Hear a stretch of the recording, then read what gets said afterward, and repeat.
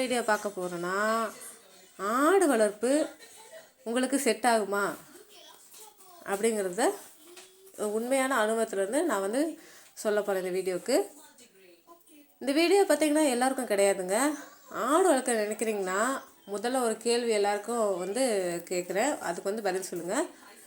டெய்லியும் பார்த்திங்கன்னா ஒரு 30 நிமிஷம், அதே மாதிரி லீவு இருக்காது, அதே மாதிரி ஸ்மெல் இருக்கும், களைப்பு இருக்கும், கவலை இருக்கும். இதெல்லாம் தாங்க முடியுமான்னு கமெண்ட் பாக்ஸில் கமெண்ட் பண்ணுங்கள். நீங்கள் ஆமான்னு சொன்னால் இந்த வீடியோ வந்து உங்களுக்கு வந்து ரொம்ப யூஸ்ஃபுல்லாக இருக்கும். ஏன்னா ஆடு வளர்ப்பில் இது எல்லாமே இருக்கும். இதெல்லாம் வந்து நம்ம பார்த்தா தான் ஆடு வளர்ப்பில் லாபம் வந்து பெற முடியும். ஆடு வளர்ப்பு பார்த்திங்கன்னா ஒரு சைடு பிஸ்னஸாக பண்ண முடியாது. அதாவது நிறைய ஆடு வச்சுருக்காங்களே அவங்கள சொல்கிறேன். ஒரு 2 ஆடு அந்த மாதிரி வச்சுருந்தீங்கன்னா ஓகே. பட் ஆனால் நிறைய ஆடு வச்சு வளர்க்குறீங்க, ஒரு 50 ஆடு 100 ஆடுன்ற போது அது வந்து நம்ம சைடு பிஸ்னஸாக செய்ய முடியாது. அதாவது டைம் பாஸ்க்காகவும் செய்ய முடியாது. இது வந்து ரெஸ்பான்சிபிலிட்டி பிஸ்னஸ்.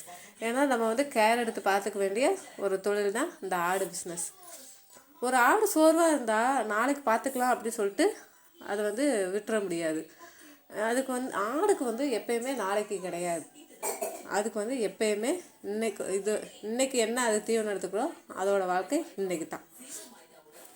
பிள்ளையார் கூட சொல்லுவார் சனீஸ்வர பகவான்கிட்ட, இன்று போய் நாளைவார்னு சனீஸ்வர பகவானை வந்து ஏமாற்றிக்கிட்டு இருப்பார். அந்த மாதிரி இல்லாமல் ஆடு வந்து அப்போல்லாம் வந்து நம்ம ஏமாற்ற முடியாது. இன்றைக்கி தீவனம் கொடுக்கணுன்னா அதுக்கு கொடுத்து தான் ஆகணும். இன்றைக்கி நீங்கள் டெய்லி 3 நேரம் சாப்பிட்றீங்களே, அதே மாதிரி தான் ஆடுகளுக்கும் 3 நேரம் தீவனம் வந்து கண்டிப்பாக கொடுத்தே ஆகணும். கண்டிப்பாக வந்து தீவனம் வந்து 3 நேரமும் போட்டு தான் ஆகணும். எத்தனை பேர் பார்த்திங்கன்னா ஆடு வளர்ப்பு தோல்வி அடைஞ்சிருக்காங்கன்னு தெரியுமா உங்களுக்கு? நிறைய பேர் வந்து யூடியூப்பை பார்த்துட்டு நானும் ஆடு வாங்கி வளர்க்குறேன், பண்ணை வைக்கிறேன் அப்படி சொல்லிட்டு நிறைய பேர் வந்து வாங்கி வச்சுருக்காங்க. ஆனால் எல்லாராலையும் வந்து அதில் வந்து சக்ஸஸ் பண்ண முடியுமான்னு கேட்டால் தெரியல. ஏன்னா நீங்கள் வளர்க்குறது பொறுத்து தான்.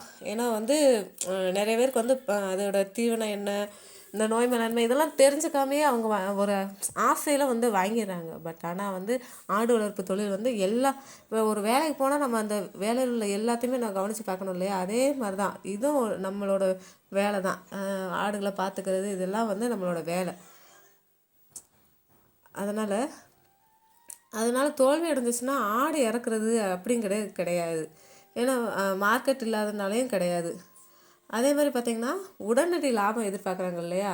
அதனால் கூட அதாவது தோல்வி அடைகிறதுக்கு நிறைய வாய்ப்புகள் இருக்குது. ஒரு ஆடு பார்த்திங்கன்னா சீக்கிரம் வளரவில்லைன்னா அது சரியான வளர்ச்சி கிடையாது. ஒரு ஆடுனா மெதுவாக தான் வளரும். அதே மாதிரி நோய் இல்லாமையே இருக்கும். இனப்பெருக்கம் பார்த்திங்கன்னா நல்லாயிருக்கும். இதுதான் வந்து என்ன சொல்லுவாங்கன்னா ஃபாஸ்ட் க்ரோத் ஃபாஸ்ட் லாஸ். இதுதான் உண்மை. அதாவது அதிகமாக வளரும்போது கண்டிப்பாக வந்து இப்போ உடனே வளர்ந்துருது அப்படின்னா அது வந்து ஏதோ ஒரு நோயாக இருக்கலாம். உடனே வந்து வளர்கிறது வந்து ஒரு இது கிடையாது இல்லையா? அதனால் நம்மளுக்கு அது வந்து லாஸ் தான். இதுதான் வந்து உண்மையான ஒரு சைக்காலஜின்னு கூட சொல்லலாம். ஆடு வந்து தண்ணி குடிக்கிற விதமே அதோட ஆரோக்கியத்தை வந்து காட்டும். அடிக்கடி வந்து குடித்தா அதுக்கு வந்து ஹீட் ப்ராப்ளம் இருக்குது அப்படி சொல்லிட்டு சொல்லலாம். குடிக்கவே இல்லைன்னா அதுக்கு ஏதாவது நோய் அறிகுறியாக கூட இருக்கும். ஆடு பேசாது, ஆனால் அதோட சைகை வந்து நம்மளுக்கு வந்து ஏற்கனவே வீடியோ போட்டிருக்கேன், அதை போய் நீங்கள் வந்து நல்லா கவனித்து பாருங்கள். ஆடு பிஸ்னஸில் வந்து தோல்வி அடைகிறாங்கன்னா கண்டிப்பாக வந்து இதெல்லாம் வந்து தெரிஞ்சுட்டு தான் ஆகணும். அதே மாதிரி பார்த்திங்கன்னா ஒரு ஆடு நோயாக இருக்குன்னு டாக்டர் இல்லாமல் கண்டுபிடிக்கிறது எப்படின்னா, கண் வந்து பிரகாசமாக இருக்கா, இல்லை மூக்கு ஈரமாக இருக்கா, நடை வந்து நிதானமாக இருக்கா, இந்த மாதிரிலாம் இருந்துச்சுன்னா அந்த ஆடு வந்து 70% வந்து ஓகே அப்படி நல்லா இருக்குது அப்படின்னு சொல்லிட்டு அர்த்தம். இதெல்லாம் இல்லாமல் ஒரே கத்திக்கிட்டே இருந்துட்டு நடக்காமல் தண்ணி குடிக்காமல் தீவனம் எடுத்துக்காமல் இருந்துச்சுன்னா அது ஏதோ பிரச்சனை இருக்குது, நோய் இருக்குது அப்படின்னு சொல்லிட்டு நம்ம நல்லாவே தெரிஞ்சுக்கலாம்.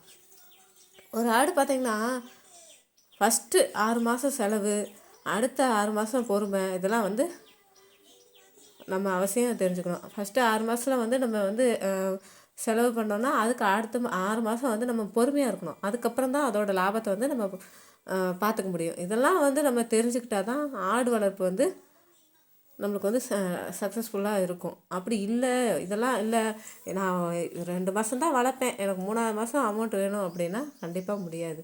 ஆடு வளர்ப்பில் கண்டிப்பாக பொறுமை வந்து ரொம்ப ரொம்ப அவசியம். ஆடு வளர்ப்பு பார்த்திங்கன்னா உழைக்கிறவங்களுக்கு வந்து ஒரு சொர்க்கம் அப்படின்னு கூட சொல்லலாம். ஆனால் சோம்பேறிகளுக்கு வந்து அது நரகம். ஏன்னா வந்து அதை வந்து நல்லா ஒரு இதோட பார்த்துக்கணும் இல்லையா, அதுக்காக தான் சொல்கிறேன். இந்த வீடியோ உங்களை ஊக்கப்படுத்த வரலங்க, உங்களை சோதிக்க தான். ஆடு வளர்க்குறோன்னு நினைக்கிறீங்க பார்த்தீங்களா, அவங்களுக்கு அதான். அதனால தான் வந்து நீங்கள் ஆடு வாங்கலாமா இல்லை வேண்டாமே அப்படின்னு சொல்லிட்டு நீங்களே வந்து முடிவு பண்ணிக்கோங்க.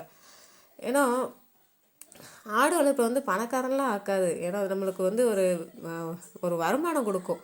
இப்போ இன்றைக்கி வந்து நம்மளுக்கு காசு தேவைப்படுது, ஒரு 10,000 வேணும், எனக்கு அர்ஜென்சியாக இருக்குது அப்படின்னா நம்ம ஒரு ஆடை விற்று கூட நம்ம வந்து வாங்கிக்கலாம். ஆனால் என்ன, ஆடு வளர்ப்பு பார்த்திங்கன்னா தினசரி வேலை, டெய்லியும் பார்க்கணும், லீவ் இருக்காது.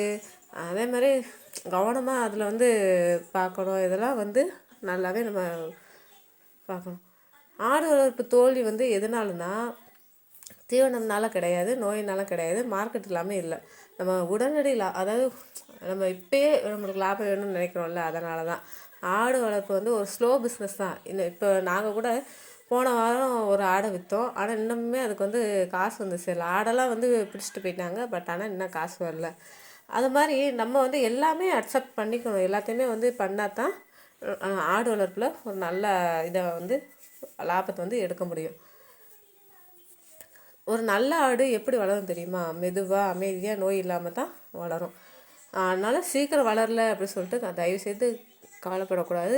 ஏன்னா மெதுவாக வளர்கிறது தான் நம்மளுக்கு வந்து ரொம்ப ரொம்ப நல்லது. டெய்லியும் பார்த்திங்கன்னா ஒரு 20-30 நிமிஷம் வந்து நம்மளுக்கு வந்து இருக்கணும், பொறுமையாக காத்திருக்கணும். ஆடுக்கு வந்து ஃபஸ்ட்டு எல்லாத்தையுமே கவனிக்கணும்.